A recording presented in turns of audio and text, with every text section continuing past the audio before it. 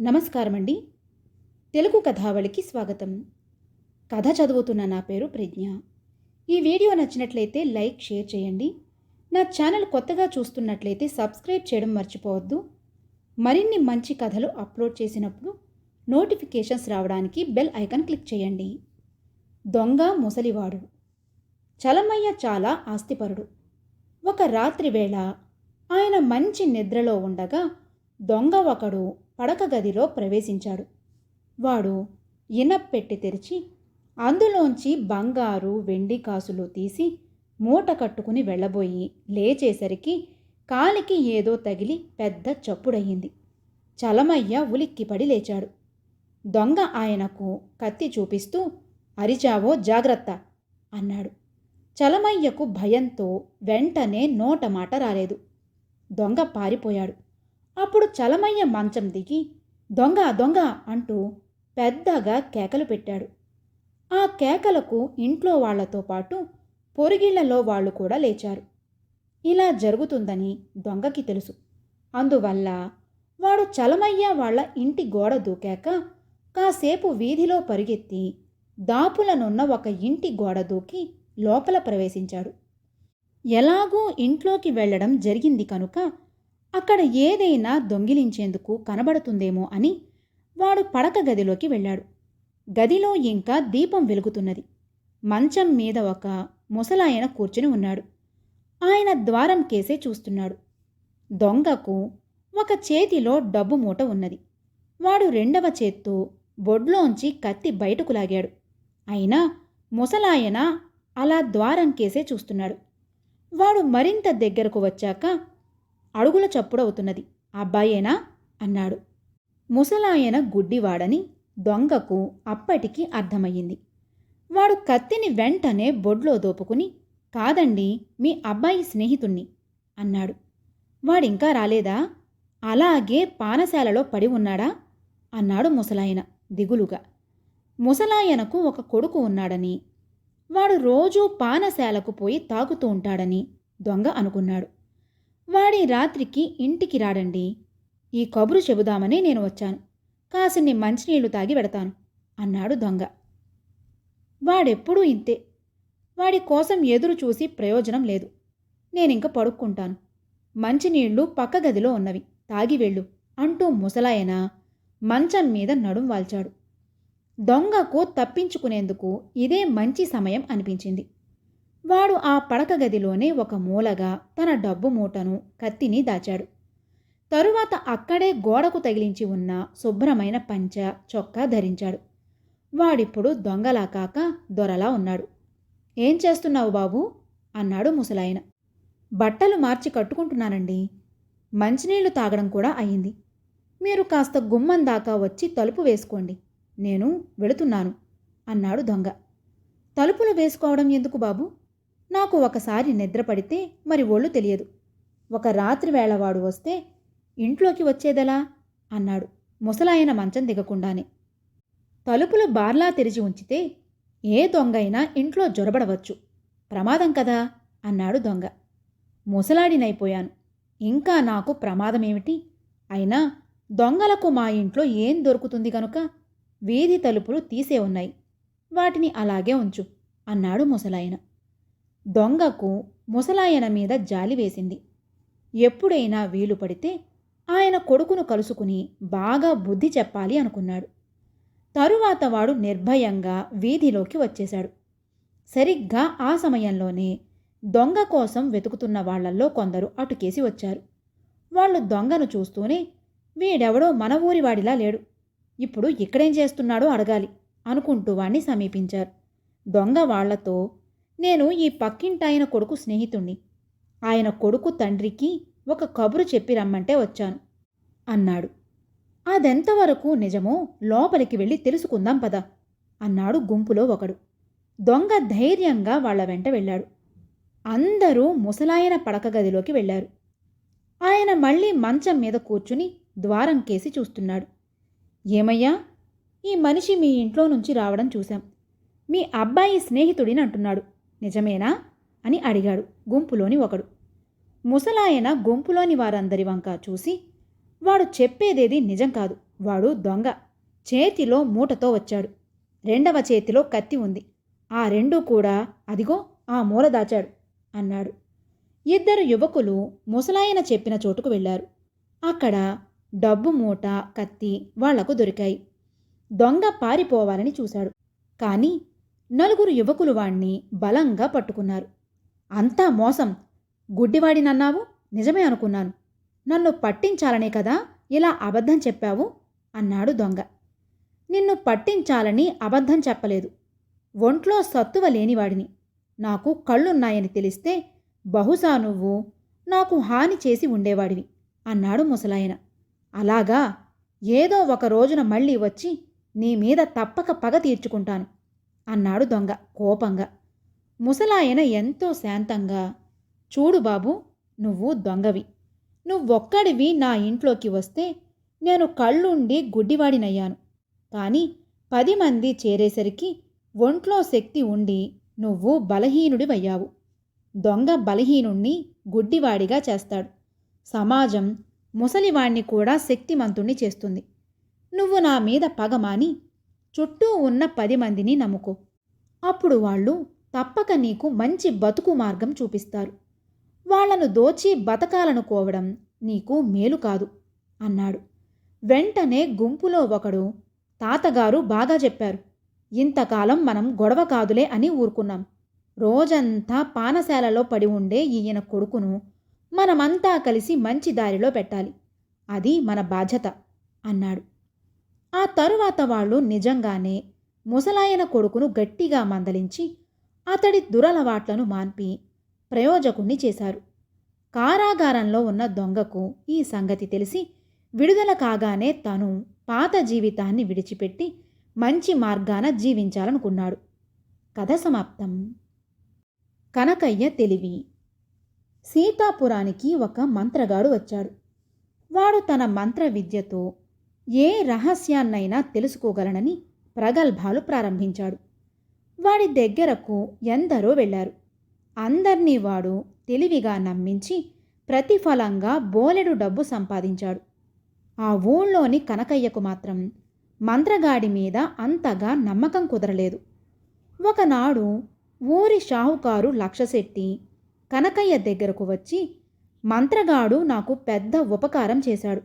అందుకు ప్రతిఫలంగా నేను వాడికి 100 వరహాలు ఇవ్వబోతున్నాను. వాడు మోసకారి అని నువ్వు రుజువు చేస్తే నేనా డబ్బు వాడికి ఇచ్చుకోనక్కరలేదు అన్నాడు. కనకయ్య కొంచెంసేపు ఆలోచించి, ఊరంతా వాణ్ణి నమ్ముతున్నది. అందరూ వాడికి పెద్ద మొత్తాల్లో కానుకలిస్తున్నారు. అలాంటప్పుడు వాడి మోసాన్ని ఎలా బయటపెట్టాలా అని ఆలోచిస్తున్నాను అన్నాడు. లక్షశెట్టి ఒక క్షణం ఆగి ఏదో ఉపాయం తోచినవాడిలా ముఖం పెట్టి, ఒక పని చెయ్యి. 10 రోజుల క్రితం నీవి 100 వరహాలు పోయాయని చెప్పి నా బాకీ వచ్చే పంట కాలానికి వాయిదా వేశావు. ఇప్పుడు మంత్రగాడి దగ్గరకు వెళ్ళి ఆ డబ్బు ఏమయ్యిందో చెప్పమను. వాడు చెప్పగలిగితే ఆ డబ్బు తెచ్చి నాకిచ్చెయ్యి. అదే నేను మంత్రగాడికిచ్చుకుంటాను అన్నాడు. మంత్రగాడు చెప్పలేకపోతే అని అడిగాడు కనకయ్య. అప్పుడు నువ్వు నాకివ్వవలసిన 100 వరహాల బాకీ వదులుకుంటాను. మంత్రగాడు వట్టి మోసకారి అని తేలిన తర్వాత నేను వాడికి డబ్బు ఇవ్వనవసరం లేదు కదా. నీ బాకీ 100 వరహాలు చెల్లుబడిపోయినట్టే అన్నాడు లక్షశెట్టి. లక్షశెట్టి తెలివికి కనకయ్య ఆశ్చర్యపోయాడు. చాలా తెలివిగా తన నుంచి బాకీ వసూలు చేయాలనుకుంటున్నాడు లక్షశెట్టి. సరే పద అన్నాడు కనకయ్య. ఇద్దరూ కలిసి మంత్రగాడి దగ్గరకు వెళ్ళారు. ఆ సమయంలో వాడి దగ్గర చాలామంది జనం ఉన్నారు. మంత్రగాడు నల్లటి పొడవాటి అంగీ ధరించి జింక చర్మంపై పద్మాసనం వేసుకుని కూర్చున్నాడు. వాడి ముందు బాగా ముదురు రంగుల్లో వేసిన ముగ్గు ఉన్నది. దాని మధ్య 2 అస్థికలు, ఒక కపాలం ఉన్నవి. కళ్ళు మూసుకుని వాడేదో మంత్రోచ్చారణ చేస్తూ మధ్య మధ్య గట్టిగా పళ్ళు కొరుకుతున్నాడు. కనకయ్య వంగి వాడికి నమస్కారం చేసి, స్వామి, నాదొక చిన్న కోరిక. ఆ కోరిక మీరు తీర్చినా ప్రతిఫలంగా ఏమీ ఇచ్చుకోలేని పేదవాణ్ణి అన్నాడు. మంత్రగాడు కళ్ళు తెరిచి, భక్తులు ఆనందంతో డబ్బిస్తేనే తీసుకుంటుంది. దేవి. నీ వంటి వాళ్లకు నిస్వార్థంగా సేవ చెయ్యమని దేవి ఆజ్ఞ. నీ కోరిక చెప్పుకో అన్నాడు. 10 రోజుల క్రితం నావి 100 వరహాలు పోయాయి. మూటగా కట్టి గదిలో దాచిన డబ్బు పోయింది. ఊరి వాళ్లంతా మిమ్మల్ని నమ్ముతున్నా నాకు నమ్మకం లేక మీ దగ్గరకు రాలేదు. ఈరోజు లక్షశెట్టి నన్ను బలవంత పెట్టి ఇక్కడికి తీసుకువచ్చాడు. ఆ డబ్బు ఎవరు దొంగిలించారో చెప్పి ఆ మొత్తం నాకు తిరిగి వచ్చేలా చెయ్యమని నా కోరిక అన్నాడు కనకయ్య. మంత్రగాడు కళ్ళు మూసుకుని ఆలోచనలో పడ్డాడు. కనకయ్య అన్నవాడొకడు తనను నమ్మడం లేదని వాడికి చాలా కాలంగా తెలుసు. వాడు కూడా తన బుట్టలో పడ్డాడంటే ఇక తనకు ఊళ్ళో తిరుగంటూ ఉండదు. చుట్టుపక్కల ఊళ్ళల్లో కూడా తన పేరు ప్రతిష్టలు పెరుగుతాయి. అందువల్ల ఏదో విధంగా వాడికి తను సాయపడాలి. ఇలా ఆలోచించి మంత్రగాడు కొద్దిసేపటి తరువాత కళ్ళు తెరిచి, ఆహా, తెలిసింది అన్నాడు గంభీరంగా. డబ్బు ఎవరు తీశారు స్వామి అన్నాడు కనకయ్య వినయంగా. నీకు బాగా కావలసిన వాడే తీశాడు, కానీ వాడి పేరు చెప్పను. ఎందుకంటే డబ్బు పాపిష్టిది. నీవు అజాగ్రత్తగా దాన్ని నలుగురి కంటపడేలా పెట్టావు. వాడు దాన్ని చూసి మనసు చలించి ఎత్తుకుపోయాడు. మొదటి తప్పును క్షమించమని దేవి ఆన. ఈ రాత్రి వాడు ఆ 100 వరహాలు తెచ్చి నాకిస్తాడు. అర్ధరాత్రిలోగా తెచ్చి ఇవ్వకపోతే వాడిపై మంత్రప్రయోగం చేసి నోరు పడిపోయేలా చేస్తాను. అంతేకాదు, అలా ఇవ్వకపోతే వాడి పేరు నీకు చెప్పేస్తాను. నువ్వు రేపు ఇదే సమయానికి వచ్చి డబ్బు తీసుకుపో అన్నాడు మంత్రగాడు. కనకయ్య ఎంతో వినయంగా మంత్రగాడికి మరొకసారి నమస్కరించి వెళ్ళిపోయాడు. తన మాటలకు బెదిరిపోయి దొంగ తనకు డబ్బు తెచ్చి ఇవ్వడం జరుగుతుందని మంత్రగాడు ఆశించాడు. కానీ అలా జరగలేదు. అంటే తన మంత్రశక్తికి ఆ దొంగ భయపడలేదన్నమాట. ఇది తెలిస్తే ప్రజలకు తనపై విశ్వాసం పోతుంది. అందువల్ల తన దగ్గర చేరిన డబ్బులో 100 వరహాలు కనకయ్యకివ్వడం మంచిదని మంత్రగాడు నిర్ణయించుకున్నాడు. మర్నాడు కనకయ్య తన దగ్గరకు రాగానే మంత్రగాడు, ఓయి, దేవి కృప అపారం. ఇక ముందు నీ డబ్బు విషయంలో జాగ్రత్తగా ఉండు.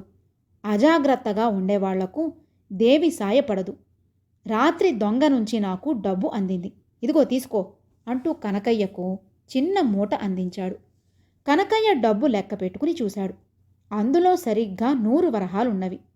మహాప్రసాదం స్వామి అంటూ కనకయ్య మంత్రగాడి పాదాలకు మొక్కి అక్కడ్నుంచి వెళ్ళిపోయాడు. లక్షశెట్టి మంత్రగాడికివ్వాలనుకున్న 100 వరహాలు ఇచ్చేసి బాకీ వసూలు చేసుకునేందుకు కనకయ్య ఇంటికి వెళ్ళాడు. నేను ఇంకా నీకు బాకీ ఏమిటి? మంత్రగాడికి మంత్రశక్తి లేదని రుజువు చేయగానే అది తీరిపోయింది కదా అన్నాడు కనకయ్య. నువ్వు మంత్రగాడికి మంత్రశక్తి లేదని రుజువు చేయడమేమిటి? వాడు పోయిన నీ డబ్బు తెప్పించి ఇచ్చాడు కదా అన్నాడు లక్షశెట్టి చిరుకోపంగా. నిజంగా నా డబ్బు పోయి ఉంటే వాడి మంత్రశక్తిని నమ్మి ఉండేవాడిని అన్నాడు కనకయ్య. నువ్వు చెప్పేదేమిటో నాకు అర్థం కావడం లేదు అన్నాడు లక్షశెట్టి అయోమయంగా. సమయానికి నీ బాధ వదుల్చుకునేందుకు నేను 100 వరహాలు పోయాయి అని అబద్ధం చెప్పాను. ఆ మాత్రం నిజం తెలుసుకోలేని మంత్రగాడు నాకు వాడి డబ్బు ఇచ్చి తన పరువు నిలబెట్టుకున్నాడు అన్నాడు కనకయ్య. అయితే ఈ విషయం 10 మంది ముందు ఎందుకు బయటపెట్టలేదు అని ప్రశ్నించాడు లక్షశెట్టి. ఎందుకేమిటి? ప్రజలు మూర్ఖులు.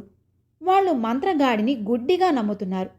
జరిగింది చెబితే నేనే కావాలని అబద్ధం చెప్పాననుకుని వాళ్ళు నన్ను తనడానికి వస్తారు. అయినా తెలివితేటలున్నవాడెవడు మంత్రగాళ్లను నమ్మడు. తెలివితేటలు లేని వాళ్లకు నిజం చెప్పడం ప్రమాదం అన్నాడు కనకయ్య. 10 మంది ముందు నువ్వు నిజాన్ని చెప్పవలసింది. జనం తన్నకుండా నేను నిన్ను కాపాడి ఉండేవాణ్ణి అన్నాడు శెట్టి. ఓహో, ఇది మహా బాగుంది. మంత్రగాడి పేరు పోవడం కంటే నాకు పరువు నిలుపుకోవడం ముఖ్యం. షావుకారుకు బాకీ తీర్చలేక డబ్బు పోయిందని అబద్ధాలు చెప్పే గుణం కనకయ్యకున్నదని అందరికీ తెలిసిపోతే 10 మంది మధ్య నా పరువేమైపోతుంది అన్నాడు కనకయ్య. చేసేది లేక లక్షశెట్టి తెల్ల మొహం వేసుకుని అక్కడ్నుంచి వెళ్ళిపోయాడు. కథ సమాప్తం. రంగరాజు వీలునామా. గంగవరంలో రంగరాజు అనే ధనికుడున్నాడు. ఆయనకు వృద్ధాప్యం రావడం వల్ల క్రమంగా కంటి చూపు మందగించడమే కాక పిడుగులు పడుతున్న పిసరంతైనా వినిపించని బ్రహ్మచెముడు కూడా దాపురించింది. ఆయన ఒకనాడు పెద్ద కొడుకు పార్వతీశాన్ని పిలిచి, నాయనా, బతికినన్నాళ్ళు ఏ అవయవ లోపం లేకుండా బతకాలని నా కోరిక. గుడ్డివాడుగా నేను కన్ను మూయకుండా నాకు చూపు వచ్చేలాగా ఏదైనా వైద్యం చేయించరాదా అన్నాడు. పార్వతీశం తండ్రి కోరికను తేలిగ్గా కొట్టివేస్తూ, నాన్న, నీకు కళ్ళు కనబడకపోవడం వల్ల కలిగే నష్టం ఏముంది? నిన్ను చూసుకునేందుకు నేను నీ కోడలు మనుమలు సరిపోమా అన్నాడు. కానీ రంగరాజు వైద్యం చేయించి తీరాలని పట్టుబట్టాడు. పార్వతీశం ఊళ్ళోనే ఉన్న నాటు వైద్యుణ్ణి పిలిపించి తండ్రికి వైద్యం చేయమన్నాడు.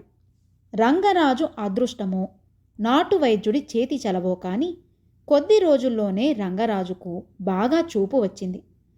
తనకు శ్రద్ధగా వైద్యం చేయించినందుకు ఆయన కొడుకును మెచ్చుకున్నాడు. ఇది చూసిన రంగరాజు చిన్న కోడలు భర్తతో, ఏమండి, మీ అన్న కారణంగా తన కళ్ళు రెండు బాగుపడ్డాయని మీ నాన్న మురిసిపోతున్నాడు. ఆయన మెప్పు సంపాదించడం మనకు అవసరం అన్న సంగతి మీకు తెలియకపోవడం ఆశ్చర్యంగా ఉన్నది అన్నది. చిన్న కొడుకు చిదంబరం, అవును, బాగా గుర్తు చేశావు అని ఆ మర్నాడే పట్టణానికి వెళ్ళి పేరు మోసిన వైద్యుడొక ఆయనను తీసుకొచ్చాడు.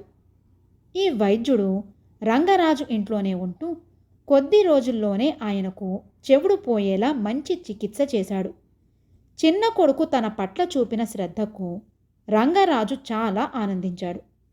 కొంతకాలం గడిచాక రంగరాజు తన తదనంతరం ఆస్తి ఎవరికి చెందాలో వివరంగా రాయించిన వీలునామా కొడుకులిద్దరికీ చూపించాడు. ఆ వీలునామా చదివిన అన్నదమ్ములకు మతిపోయినంత పనైంది. రంగరాజు తనకున్న ఆస్తి అంతా ఊళ్ళోని ధర్మసత్రానికి రాసేశాడు. తండ్రితో వాదించి లాభం లేదని అన్నదమ్ములు ఊళ్ళోని పెద్ద మనుషులకి సంగతి చెప్పి, మా నాన్న ఎందుకనో ఆస్తి మాకు దక్కకుండా చేస్తున్నాడు, ఇది అన్యాయం, మీరు ఆయనతో మాట్లాడి న్యాయం జరిగేలా చూడాలి అన్నారు. పెద్ద మనుషులు రంగరాజు దగ్గరకు వచ్చారు. వాళ్లల్లో ఒక ఆయన రంగరాజుతో, నువ్వు చేసిన పని ఏం బాగాలేదు. పంచేంద్రియాలు పట్టు తప్పకుండా మనిషి కాలం చేయడం కన్నా అదృష్టం ఏముంటుంది? నీ కొడుకులిద్దరూ నీకు వినిపించని మాటను, పోయిన చూపును తిరిగి వచ్చేలా చేశారు. అలాంటి వాళ్లకు నువ్వు ఆస్తిలో చిల్లి గవ్వ దక్కకుండా చేయడం దురన్యాయం. దీన్ని ఎవ్వరూ మెచ్చరు అన్నాడు. రంగరాజు నవ్వి, కళ్ళు బాగు చేయించి పెద్ద కొడుకు, చెవుడు పోగొట్టి చిన్న కొడుకు నిజంగానే నాకు ఎంతో మేలు చేశారు. అందువల్ల నేనిప్పుడు ఇంట్లో జరుగుతున్న గొడవలన్నీ చూడటమే కాక వినగలుగుతున్నాను. ఆస్తిని ధర్మకార్యాలకు వినియోగించడం వల్ల కలిగే ప్రయోజనం నా కొడుకులకిచ్చినందువల్ల కలగదని నాకు అర్థమయ్యింది అన్నాడు. ఆ జవాబుతో రంగరాజుకు కొడుకుల పట్ల ఏదో అసంతృప్తి ఉన్నదని వచ్చిన పెద్ద మనుషులు గ్రహించారు. వాళ్ళు పార్వతీశాన్ని, చిదంబరాన్ని, విన్నారు కదా, ఏమంటారు అని అడిగారు. పార్వతీశం, చిదంబరం సిగ్గుతో తలలు వంచుకున్నారు. రంగరాజు వాళ్లతో, బాధపడకండి, తల్లిదండ్రులు మిగిల్చి ఇవ్వబోయే ఆస్తి కోసం పిల్లలు వాళ్లను ముసలితనంలో ఆదుకోవడం సర్వసాధారణంగా జరుగుతున్నదే. కానీ అది నిజమైన ప్రేమ అనిపించుకోదు. ఈ సంగతి మీకు అర్థమయ్యేలా చేసేందుకే ఈ వీలునామా వ్యవహారం సృష్టించాను అన్నాడు. అందరూ రంగరాజు కేసి ఆశ్చర్యంగా చూశారు. ఆయన కొడుకుల కేసి ఆప్యాయంగా చూస్తూ, నేను పోరు పెట్టకుండానే మీకై మీరు నా కళ్లకు చెవుడుకు చికిత్స చేయించి ఉంటే చాలా సంతోషించేవాణ్ణి. అలా మీరు చెయ్యలేదు. ఈ వీలునామా మీకొక గుణపాఠం నేర్పి ఉండాలి. నిజానికి నేను సంపాదించిన ఆస్తి నా కొడుకులు మనుమలు అనుభవించడం కన్నా నాకు వేరే తృప్తి ఏముంటుంది అన్నాడు. ఆ మాటలతో వచ్చిన పెద్ద మనుషులు రంగరాజు కొడుకులు తృప్తిగా తలలాడించారు. కథ సమాప్తం.